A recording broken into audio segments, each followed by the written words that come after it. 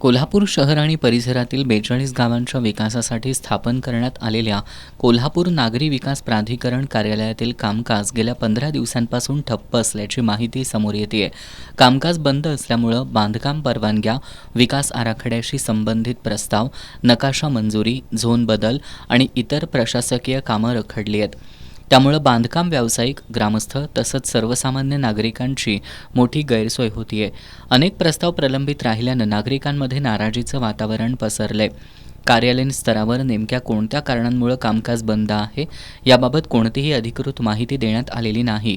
दरम्यान पालकमंत्र्यांनी बैठकीत तोंडी आदेश देऊन कामकाज बंद करण्यास सांगितल्याची जोरदार चर्चा सुरू आहे. मात्र याबाबतही अधिकृत पुष्टी झालेली नाही. कोल्हापूर नागरी क्षेत्र प्राधिकरणाचे मुख्य कार्यकारी अधिकारी दिलीप कदम यांच्याशी संपर्क साधण्याचा प्रयत्न केला असता त्यांच्याकडून खुलासा देण्यास असमर्थता दर्शवण्यात आली आहे.